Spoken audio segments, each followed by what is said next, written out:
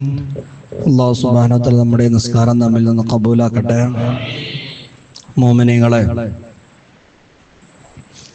നമ്മളെല്ലാവരും പുനർജന്മം കൊണ്ട് വിശ്വസിക്കുന്ന ആളുകളാണ്. ആ വിശ്വാസം ഒരാളിൽ നഷ്ടപ്പെട്ടാൽ അയാൾ മുഅ്മിനല്ലല്ലോ. ആദരവായ നബി മുഹമ്മദ് മുസ്തഫ സല്ലല്ലാഹു അലൈഹി വസല്ലമ തങ്ങള് മക്കക്കാരോട് ദീന് പറഞ്ഞു കൊടുത്തപ്പോൾ അവരിൽ നിന്ന് നേരിട്ട ഏറ്റവും വലിയ ഒരു പ്രതിസന്ധി എന്ന് പറയുന്നത് ഈ പുനർജന്മം വിശ്വസിക്കാൻ അവർ തയ്യാറാകാത്തതാണ്.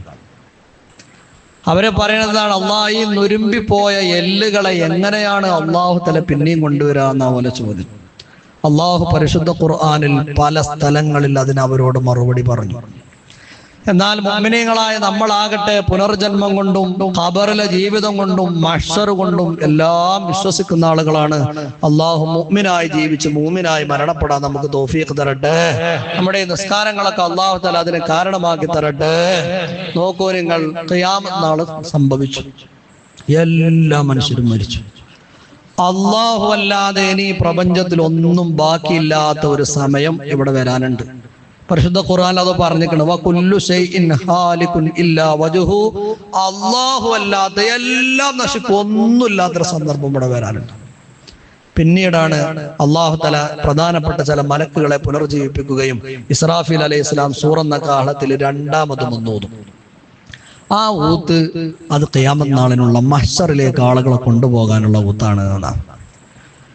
രണ്ടാമത് സൂറന്ന കാഹളത്തിൽ അങ്ങ് ഊതപ്പെടുമ്പോ ഖബറിൽ കിടക്കുന്ന എല്ലാ മനുഷ്യരും മരിച്ചു കിടക്കുന്ന ആദം നബി അലൈഹിസ്സലാം മുതൽ ഖിയാമത്ത് നാൾ വരെ വന്ന കോടാനകോടി മനുഷ്യരുണ്ടല്ലോ, എല്ലാവരും പുനർജീവിപ്പിക്കപ്പെടുകയാണ്. എല്ലാവരെയും മഹ്ശറിലേക്ക് ഒരുമിച്ച് കൂട്ടപ്പെടുകയാണ്. എങ്ങനെയൊക്കെയാണ് അത് സംഭവം? നമ്മൾ ചിലപ്പോൾ ചിന്തിച്ചാൽ മനസ്സിലായിക്കൊള്ളുന്നില്ല. എല്ലാവരും ഖബറിൽ നിന്ന് എണീക്കുമ്പോൾ അവരുടെ ശരീരത്തിൽ നിന്നും മണ്ണും തട്ടി എണീക്കുകയാണ്. കൂരിരുട്ടാണ്. ആരാണ് ഞങ്ങളെ വിളിച്ചുണർത്തിയത്? ആളുകൾക്ക് അറിയുന്നില്ല. എന്തിനാണ് വിളിച്ചുണർത്തിയത് അറിയുന്നില്ല. കന്നുകാലികളെ ചന്തയിലേക്ക് തൊളിച്ചു കൊണ്ടുപോകുന്നത് പോലെ മനുഷ്യ കൂട്ടങ്ങളെ മലക്കുകൾ ഇങ്ങനെ തൊളിച്ചു കൊണ്ടുപോവുകയാണ്. ആ സമയത്ത് മനുഷ്യൻ പറയുന്ന വർത്തമാനം സൂറത്ത് യാസീനിലുണ്ടല്ലോ, യാ വൈലനാ മൻ ബഅസനാ മിൻ മർഖദിനാ. ഞങ്ങൾ ഉറങ്ങിക്കിടക്കുകയായിരുന്നല്ലോ, ഞങ്ങൾ മരിച്ചു കിടക്കുകയായിരുന്നല്ലോ, ആരാണ് ഞങ്ങളെ ഇവിടെ നിന്ന് വിളിച്ചുണർത്തിയത്? ഞങ്ങളുടെ നാശമേ, ഞങ്ങളുടെ നാശമേ. കാഫിറുകളായ ആളുകൾ വിളിച്ചു പറയുകയാണ്. അപ്പോഴേക്കും മുഅ്മിനീങ്ങൾക്ക് കാര്യം തിരിഞ്ഞു. ഇത് അല്ലാഹു തആല കരാർ ചെയ്ത ഇടമാണ്. ഹാദാ മാ വഅദർ റഹ്മാൻ വസദഖൽ മുർസലൂൻ. റഹ്മാനായ അല്ലാഹു കരാർ ചെയ്ത ഇടമാകുന്നു ഇത്. പ്രവാചകന്മാർ മുഴുവനും വിളിച്ചു പറഞ്ഞ ദിവസമാണ്. മഹ്ശറിലേക്കാണ് നമ്മൾ പോകുന്നതെന്ന് മുഅ്മിനീങ്ങൾക്ക് ബോധ്യപ്പെടുകയാണ്. ആ പോകുമ്പോ 12 കോലത്തിൽ ആളുകൾ പോകും എന്ന് നമ്മൾ മുമ്പ് പറഞ്ഞിട്ടുണ്ട്. എന്നാ നോക്കൂ നിങ്ങൾ, വേറെ ചില ആളുകൾ മഹ്ശറിൽ അവർ ഖബറിൽ നിന്നേറ്റ് മഹ്ശർ എന്ന സമ്മേളന നഗരിയിലേക്ക് പോകുന്നത് അല്ലാഹു തആല അവർക്ക് സുന്ദരമായ വാഹനങ്ങൾ ഒരുക്കി കൊടുത്തിരിക്കുകയാണ്. അവര് ഖബറിൽ നിന്ന് എണീക്കുമ്പോ തന്നെ ഖബറിന്റെ ചാരത്ത് അവരെ സ്വീകരിക്കാനുള്ള വാഹനമുണ്ട്. അവര് വാഹനപ്പുറത്തേറിയിട്ടാണ് മഹ്ശറിലേക്ക് വരിക. മുത്തനബി തങ്ങൾ പറഞ്ഞിട്ടുണ്ടല്ലോ, യുഹ്ശറുന്നാസു യൗമൽ ഖിയാമത്തി അലാ സലാസത്തി അസ്നാഫ്. 3 കോലത്തിലായിട്ടാണ് ആളുകളെ കൊണ്ടുവരപ്പെടുക. സിൻഫുൻ റുക്ബാൻ, ഒരു വിഭാഗം ആളുകൾ വാഹന പുറത്തേറി വരികയാണ്. ഉളുഹിയത്ത് അർത്ഥ ആൾക്കാരില്ല. ഈ ഉളുഹിയത്തിന്റെ മൃഗം ഖബറിൽ നിന്ന് മനുഷ്യൻ മഹ്ശറിലേക്ക് പോകുമ്പോ വാഹനമായിട്ടുണ്ടാവുന്നതാണ്. മുഅ്മിനീങ്ങൾക്കൊക്കെ അല്ലാഹു തആല വാഹനം തരും. എന്നാൽ ഒരു വിഭാഗം ആളുകളാകട്ടെ അവർ നടന്നുകൊണ്ട് പ്രയാസപ്പെട്ടു വരികയാണ്. അവരും മുഅ്മിനീങ്ങൾ തന്നെയാണ്, പക്ഷേ അവർ പാപം ചെയ്ത ആളുകളാണ്. എന്നാ മൂന്നാമത്തെ ഒരു വിഭാഗമുണ്ട്, ഒരു വിഭാഗം ആളുകൾ അവർ മുഖം കുത്തി വയറിൽ നിറങ്ങി മഹ്ശറിലേക്ക് വരികയാണ്. പാമ്പുകളൊക്കെ അഴിഞ്ഞു വരുന്നത് പോലെ അഴിഞ്ഞു വരുന്ന ആളുകളുണ്ട്. ഇത് പറഞ്ഞപ്പോ സ്വഹാബത്ത് ചോദിച്ചു, നബിയെ കൈഫ യംശൂന അലാ വുജൂഹിം, എങ്ങനെയാണ് മനുഷ്യൻ മുഖം കുത്തി നടക്കുക?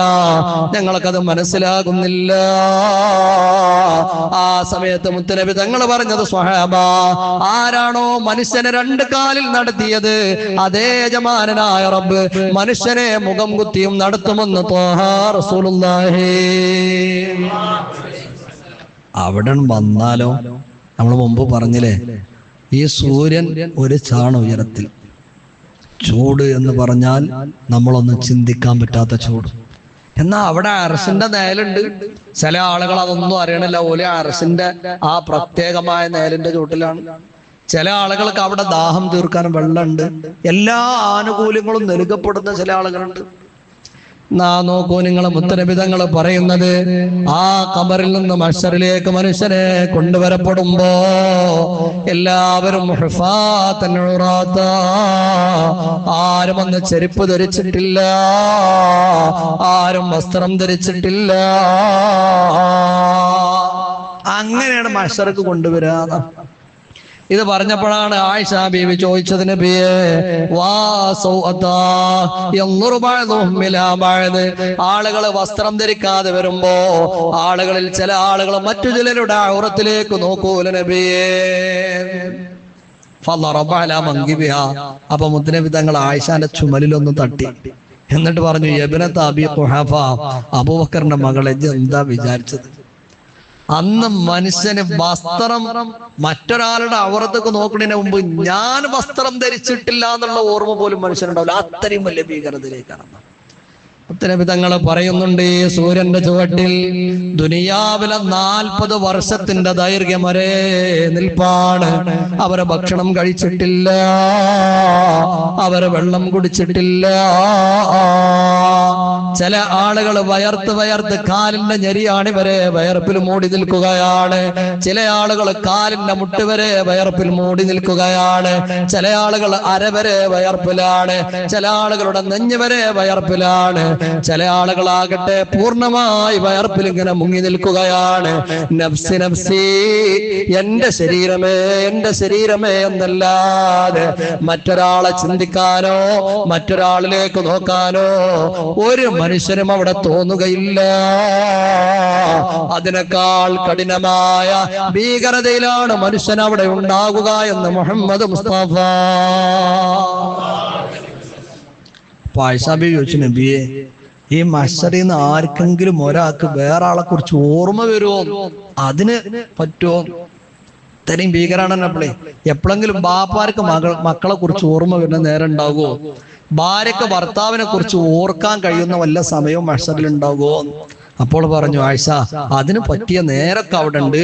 പക്ഷെ 2-3 ഘട്ടത്തിൽ ഒരു മനുഷ്യനും മറ്റൊരാളെ കുറിച്ച് ചിന്തിക്കൂല.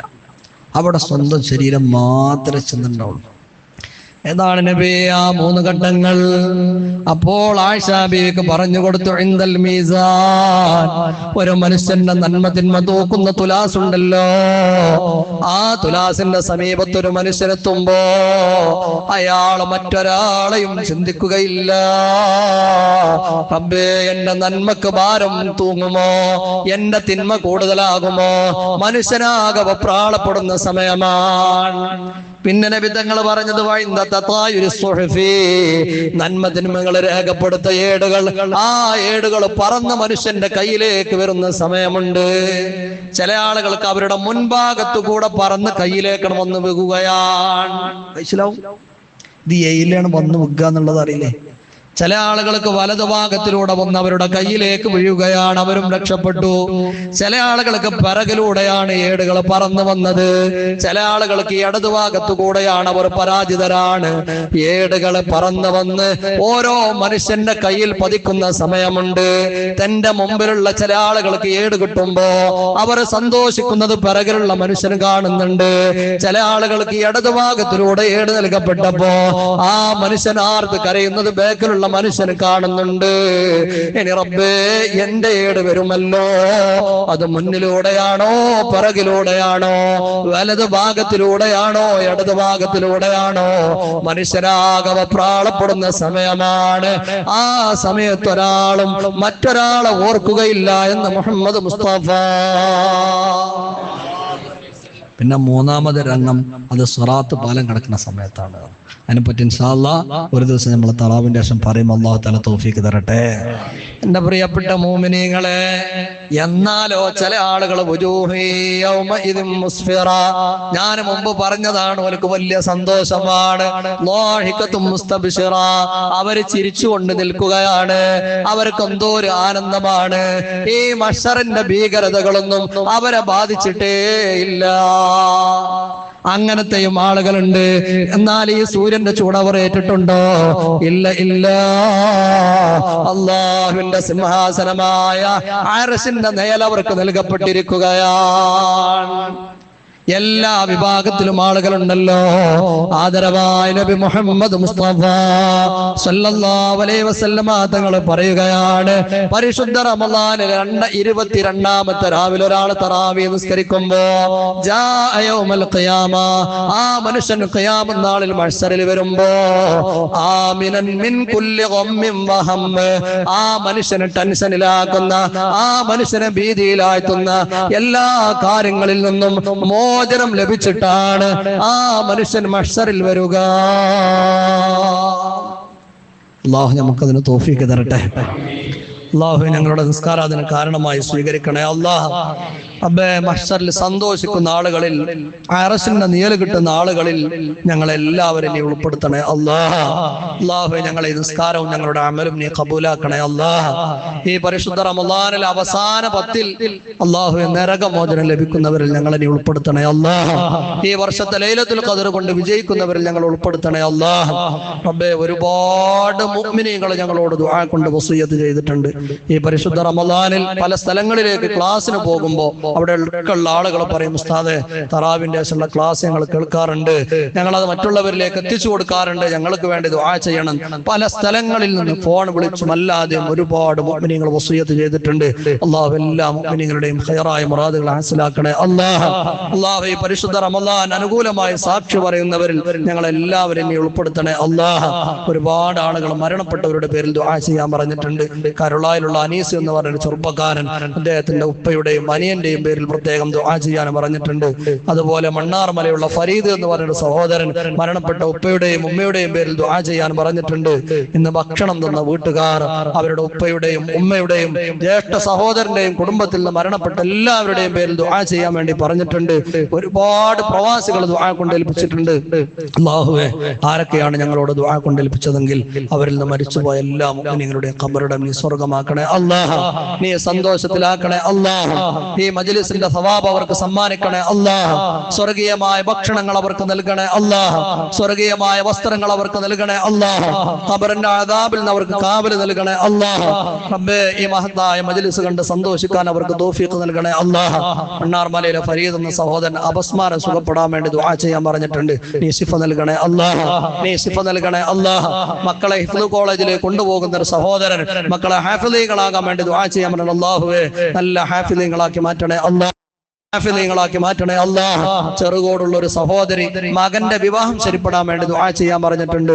റബ്ബേ, ഖൈറായ ഇണകളെ നൽകണേ. അല്ലാഹ് സന്തോഷമുള്ള ഇണയെ നൽകണേ. അല്ലാഹ് പ്രായമെത്തിയ ആൺമക്കൾക്കും പെൺമക്കൾക്കും എല്ലാവർക്കും സന്തോഷമുള്ള ഇണകളെ നൽകണേ. അല്ലാഹ് ഒരുപാട് പ്രവാസികൾ ദുആ ചെയ്യാൻ പറഞ്ഞിട്ടുണ്ട്. റബ്ബേ, സ്വതക്കകൾ തന്ന് പ്രത്യേകം ദുആ കൊണ്ട് ഏൽപ്പിച്ചവരുണ്ട്.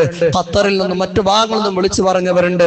റബ്ബേ, എല്ലാവരുടെയും സ്വതക്കകളൊക്കെ നീ സ്വീകരിക്കണേ. അല്ലാഹ് ഖൈറായ മുറാദുകൾ ഹാസിലാക്കണേ. അല്ലാഹ് ജോലിയിലും കുടുംബത്തിലും ബിസിനസ്സിലൊക്കെ വലിയ ബറക്കത്ത് നൽകണേ. അല്ലാഹ് റബ്ബേ, ഞങ്ങളെയൊക്കെ നിന്റെ ജന്നത്തുൽ ഫിർദൗസിൽ ഒരുമിപ്പിക്കണേ. അല്ലാഹ് ജന്നത്തുൽ ഫിർദൗസിൽ ഒരുമിപ്പിക്കണേ. അല്ലാഹ് ആമീൻ ബിറഹ്മതിക യാ അർഹമർ റഹീമീൻ. അസ്സലാമു അലൈക്കും വറഹ്മത്തുള്ളാഹി.